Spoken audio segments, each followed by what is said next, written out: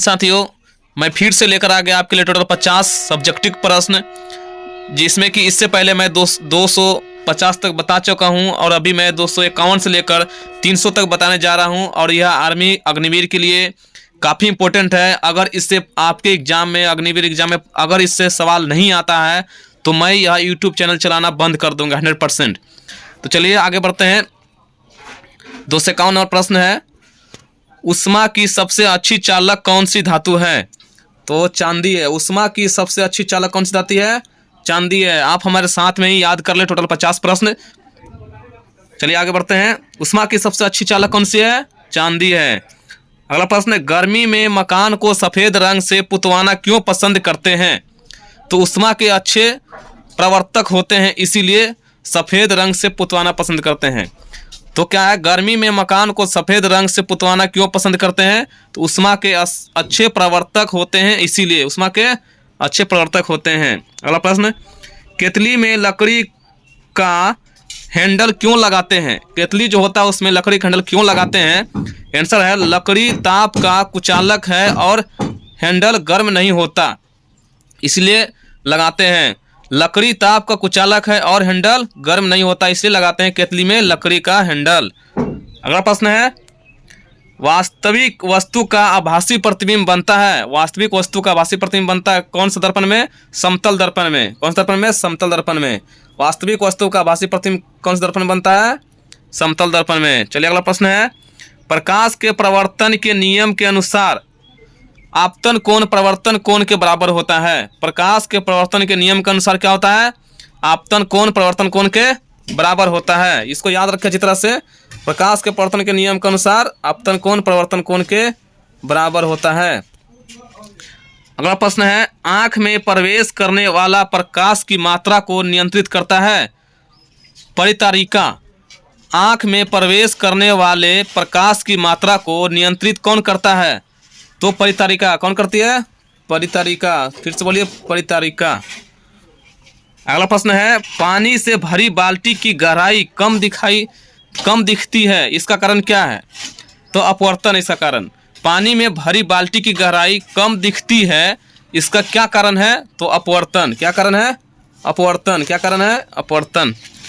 अगला प्रश्न है, नमक के घोल में सिल्वर नाइट्रेट का घोल डालने पर दही जैसा पदार्थ उत्पन्न होता है, यह कौन सी अभिक्रिया है? तो उदासीनीकरण है। कौन सा अभिक्रिया है? उदासीनीकरण।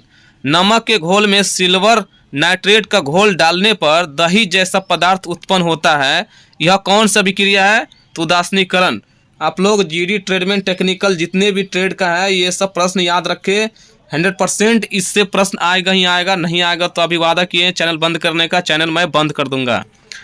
चलिए आगे बढ़ते हैं। अगला प्रश्न है, किसी अभिक्रिया में भाग लेने वाले पदार्थ क्या कहलाते हैं?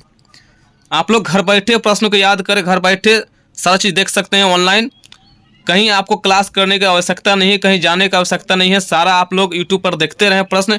टोटल प्रश्न आपको इंपॉर्टेंट ही मिलेगा, जो आपके एग्जाम में आएगा ही आएगा। इससे ज़्यादा प्रश्न होता ही नहीं है आपके एग्जाम में आने के लिए, तो आप लोग याद रखें। प्रश्न है, किसी अभिक्रिया में भाग लेने वाले पदार्थ क्या कहलाते हैं?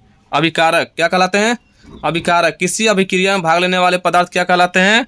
अभिकारक। अगला प्रश्न है, दही में किस प्रकार का अम्ल पाया जाता है? तो लैक्टिक अम्ल, सभी को मालूम होगा। दही में किस प्रकार का अम्ल पाया जाता है? लैक्टिक अम्ल। क्या पाया जाता है? लैक्टिक अम्ल। अगला प्रश्न है, शरीर का सबसे बड़ी ग्रंथि कौन है? यकृत है। शरीर की सबसे बड़ी ग्रंथि क्या है? यकृत। सबसे बड़ी ग्रंथि यकृत। अगला प्रश्न है, मनुष्य के सूंघने की क्षमता को नियंत्रित करता है। मनुष्य के सूंघने की क्षमता को कौन नियंत्रित करता है? ध्रुनेन्द्रिय पाली। ध्रुनेन्द्रिय पाली। क्या आंसर है? ध्रुनेन्द्रिय पाली। पाली याद रखें, इसका काफ़ी है। अगला प्रश्न है, लेंस की क्षमता का ऐसा मात्रक क्या है? डायोप्टर। लेंस की क्षमता का मात्रक क्या है? डायोप्टर। लेंस की क्षमता मात्रक डायोप्टर। सौर कुकर में प्रयोग किए जाने वाले दर्पण कौन सा दर्पण है? अवतल दर्पण। सौर कुकर में प्रयोग किए जाने वाला दर्पण कौन सा है? अवतल दर्पण। साथ में याद कर ले, अवतल दर्पण। क्या है? अवतल दर्पण। अगला प्रश्न है, मनुष्य में ऐच्छिक गतियों का नियंत्रण किसके द्वारा होता है? तो सेरिब्रम के द्वारा। मनुष्य में ऐच्छिक गतियों का नियंत्रण किसके द्वारा होता है? सेरिब्रम द्वारा। जीके भी है, जीएस भी है, दोनों है। पहले साइंस है, उसके बाद जीके आएगा। अगला प्रश्न है, रक्त में ग्लूकोज की मात्रा नियंत्रित रहता है इंसुलिन के कारण। रक्त में ग्लूकोज की मात्रा नियंत्रित रहता है किसके कारण? इंसुलिन के कारण। रक्त में ग्लूकोज की मात्रा नियंत्रित रहता है किसके कारण? इंसुलिन के कारण। अगला प्रश्न है, सोल्डर तार बनाया जाता है लेड एवं टीन का। सोल्डर तार किसका बनाया जाता है? लेड एवं टीन का। किसका? लेड एवं टीन का। अगला प्रश्न है, उत्तल लेंस की क्षमता होती है धनात्मक। उत्तल लेंस की क्षमता कैसी होती है? धनात्मक। उत्तल लेंस की क्षमता धनात्मक। अगला प्रश्न है, संगमरमर किसका रूप है? संगमरमर किसका रूप है? चूना पत्थर का। संगमरमर किसका रूप है? चूना पत्थर का। संगमरमर किसका रूप है? चूना पत्थर का। अगला प्रश्न है, जब कोई जहाज नदी से, ये टेक्निकल में पूछा हुआ प्रश्न है, जब कोई जहाज नदी में से समुद्र में प्रवेश करता है तो ऊपर उठ जाता है। जब कोई जहाज नदी में से समुद्र में प्रवेश करेगा तो वह जो है हल्का ऊपर उठ जाएगा। अगला प्रश्न है, सिरके की प्रकृति अम्लीय किसके कारण होती है? सिरके की प्रकृति अम्लीय जो है किसके कारण होता है? तो एसिटिक अम्ल के कारण। सिरके की प्रकृति अम्लीय किसके कारण होता है? एसिटिक अम्ल के कारण। अगला प्रश्न है, बैटरी बनाने में किस अम्ल का उपयोग होता है? तो सल्फ्यूरिक अम्ल का। बैटरी बनाने में किस अम्ल का उपयोग होता है? सल्फ्यूरिक अम्ल का। बैटरी बनाने में किस अम्ल का प्रयोग होता है? सल्फ्यूरिक अम्ल का। अगला प्रश्न है, मनुष्य में मादा जनन अंग से किस हार्मोन का स्त्राव होता है? तो रिलैक्सिन। आंसर क्या है? रिलैक्सिन। मनुष्य में मादा जनन अंग से किस हार्मोन का स्त्राव होता है? रिलैक्सिन। किस हार्मोन का स्त्राव होता है? रिलैक्सिन। अगला प्रश्न है, खाद्य पदार्थों का पौधे में स्थानांतरण का मुख्य रूप कौन सा है? सुक्रोज। खाद्य पदार्थों का पौधे में स्थानांतरण का मुख्य रूप कौन सा है? सुक्रोज। अगला आंसर है, एक स्वस्थ मनुष्य का रक्तचाप होता है 120/80। सभी को मालूम होगा एक स्वस्थ मनुष्य का रक्तचाप कितना होता है? 120/80। अगला प्रश्न है, भारत का सबसे, अब है जीके 25, जीएस खत्म हुआ, अब जीके है 25। तो प्रश्न है, भारत का सबसे ऊंची मीनार कौन सी है? कुतुब मीनार। भारत की सबसे ऊंची मीनार कुतुब मीनार। आप लोग ये ना सोचे कि आसान क्वेश्चन है। आसान क्वेश्चन भी कभी कभी आ जाता है एग्जाम में, और ऐसा ही क्वेश्चन आता है आर्मी जीडी में, अधिकतर ऐसा प्रश्न आता है। चलिए आगे बढ़ते हैं। एशियाई खेलों में स्वर्ण पदक प्राप्त करने वाली पहली भारतीय महिला कौन थी? तो कमलजीत सिंधु। ये देखे होंगे प्रश्न, एशियाई खेलों में स्वर्ण पदक प्राप्त करने वाली पहली भारतीय महिला कौन थी? कमलजीत सिंधु। अगला प्रश्न है, भारतीय उपमहाद्वीप मूलतः एक अंग था किसका? गोंडवाना लैंड का। भारतीय महाद्वीप मूलतः एक अंग था किसका? गोंडवाना लैंड का। अगला प्रश्न है, पतंजलि का संबंध किससे है? तो सही मालूम होगा योग से। पतंजलि का संबंध किससे है? योग दर्शन से। अगला प्रश्न है, शक कैलेंडर का पहला महीना होता है चैत्र होता है। शक कैलेंडर का पहला महीना कौन सा होता है? चैत्र महीना होता है। अगला प्रश्न है, अंतर्राष्ट्रीय मजदूर दिवस कब मनाया जाता है? तो 1 मई को। अंतर्राष्ट्रीय मजदूर दिवस कब मनाया जाता है? 1 मई को। अगला प्रश्न है, नौकरशाही की नियुक्ति की प्रकृति कैसी होती है? तो अस्थायी होती है। नौकरशाही की नियुक्ति की प्रकृति कैसी होती है? अस्थायी होती है। अगला प्रश्न है, गिरनार पहाड़ियाँ कहाँ स्थित है? तो गिरनार पहाड़ियाँ गुजरात में। ग से गिरनारी पहाड़ी, ग से गुजरात। अगला प्रश्न है, माइकल एंजेलो नामक वायरस विश्व में चिंता का कारण कब बना हुआ था? तो 1993 में। माइकल एंजेलो नामक वायरस विश्व में चिंता का कारण कब बना हुआ था? तो 1993 में यह वायरस आई थी। अगला प्रश्न है, पृथ्वी पर कुल कितने महाद्वीप हैं? तो 7 महाद्वीप है। पृथ्वी पर कुल कितने महाद्वीप है? 7 महाद्वीप है। अगला प्रश्न है, वायुमंडल से उड़ान भरने वाला विश्व का प्रथम व्यक्ति कौन था? राइट बंधु। वायुयान से उड़ान भरने वाला विश्व का प्रथम व्यक्ति कौन था? राइट बंधु। अगला प्रश्न है, विश्व का प्राचीनतम धर्म जो अस्तित्व में है, पानी पीना होगा, धर्म आ गया, पानी भी पीना होगा। विश्व का प्राचीनतम धर्म जो अस्तित्व में है, कौन सा है? सनातन धर्म। विश्व का प्राचीनतम धर्म जो अस्तित्व में है, कौन सा धर्म है? सनातन धर्म। सनातन धर्म याद रखिए इसका। ये मेरे आइडिया से ये 90% गारंटी है, ये प्रश्न आएगा। अगला प्रश्न है, रूसी क्रांति की शुरुआत किस वर्ष हुई? तो 1917 में। रूसी क्रांति की शुरुआत किस वर्ष हुआ? 1917 में। किस वर्ष? 1917 में। अगला प्रश्न है, निम्नलिखित में से किस व्यक्ति ने एक राष्ट्र एक नेता का नारा दिया था? तो किसने? हिटलर ने। निम्नलिखित हो गया है, यहाँ पे मिस्टेक है। किस व्यक्ति ने एक राष्ट्र एक नारा, किस व्यक्ति ने एक राष्ट्र एक नेता का नारा दिया था? हिटलर ने। मजाक में नहीं भाई, ये सही से याद कर लो। किस व्यक्ति ने एक राष्ट्र एक नेता का नारा दिया था? हिटलर ने। अगला प्रश्न है, फ्रांस की क्रांति की शुरुआत किस वर्ष हुई थी? तो 1789 में। फ्रांस में क्रांति का शुरुआत जो है 1789 में आरंभ हुआ था, याद कीजिए सही से। अगला प्रश्न है, किस वेद को भारतीय संगीत का मूल कहा जाता है?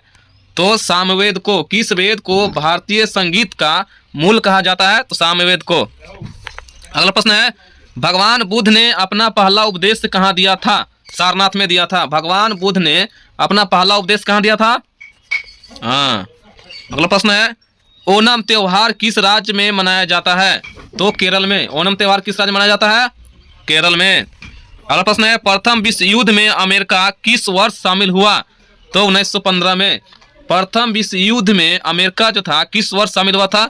1915 में। रट लो भाई। अगला प्रश्न है, DCM ट्रॉफी का संबंध किस खेल से है? फुटबॉल से है। DCM ट्रॉफी का संबंध किससे है? तो फुटबॉल से है। आप लोग खेल से एक प्रश्न आता ही है, या किससे संबंधित है या कौन सा खेल संबंधित है, ऐसा एक प्रश्न आता ही आता है। टेक्निकल, ट्रेडमैन, नर्सिंग या फिर GD जो भी ट्रेड है, ऐसा प्रश्न एक आता ही है। अगला प्रश्न है, कनाडा का राष्ट्रीय खेल क्या है? तो आइस हॉकी। कनाडा का राष्ट्रीय खेल क्या है? Ice hockey. मैं बहुत जल्द लेकर आ रहा हूँ ओरिजिनल सेट। वीडियो तो बना लिया है पर अब डालने में थोड़ा सा तकलीफ हो रही है, इसलिए मैं अब डालूंगा वीडियो। इसके बाद, इस वीडियो के बाद ही आपको अगला वीडियो जो मिलेगा वो ओरिजिनल प्रश्न मिलेगा, मतलब ओरिजिनल पेपर दिखाया जाएगा उसमें। अगला प्रश्न है, गुप्त समाज की स्थापना किसने की थी? चंद्रगुप्त ने। गुप्त समाज की स्थापना किसने की थी? चंद्रगुप्त ने। गुप्त समाज की स्थापना चंद्रगुप्त ने। अगला प्रश्न है, मोहम्मद गौरी कहाँ का शासक था? तो अफगानिस्तान का। मोहम्मद गौरी कहाँ का शासक था? अफगानिस्तान का। अगला प्रश्न है, बिहार प्रदेश को किस मुस्लिम शासक ने सर्वप्रथम जीता था? तो खिलजी ने। बिहार प्रदेश को किस मुस्लिम शासक ने सर्वप्रथम जीता था? तो खिलजी ने। अगला प्रश्न है जो लास्ट प्रश्न है, 300 नंबर प्रश्न, और इस तरह का टोटल 5000 प्रश्न आपको मिलेगा। एग्जाम से पहले आपको 5000 प्रश्न मिल जाएगा। और वीडियो मैं एक दिन में 4 वीडियो डालने वाला हूँ, 2 रात में, एक शाम में, एक रात में, एक सुबह और एक दोपहर में। तो हर एक वीडियो में 50 प्रश्न होता है हमारा। एक दिन में 200 प्रश्न मिलने वाला है। तो जीके और जीएस, मतलब जीके भी रहेगा और साइंस भी रहेगा, और मैथ का वीडियो बनाया जा रहा है वो भी आप लोग को मिल जाएगा। आप लोग मेरे चैनल को सब्सक्राइब जरूर करें ताकि आपको इंपॉर्टेंट प्रश्न, सारा का सारा इंपॉर्टेंट प्रश्न ही मिलेगा। कोई गलत प्रश्न नहीं मिलेगा, सारा का सारा इंपॉर्टेंट प्रश्न मिलेगा। जो आखिरी प्रश्न सुनिए, वियना सम्मेलन कब हुआ था? तो 1815 में। वियना सम्मेलन कब हुआ था? 1815 में। तो इस तरह का हमारा टोटल 300 प्रश्न समाप्त हुआ, और अभी भी बचा हुआ टोटल 47, मतलब 4700 प्रश्न अभी बचा हुआ है जो आप लोग को मिलना बाकी है। तो आप लोग मेरे चैनल को सब्सक्राइब करें ताकि सारा प्रश्न आपको बिल्कुल मुफ्त, बिल्कुल फ्री में मिल सके।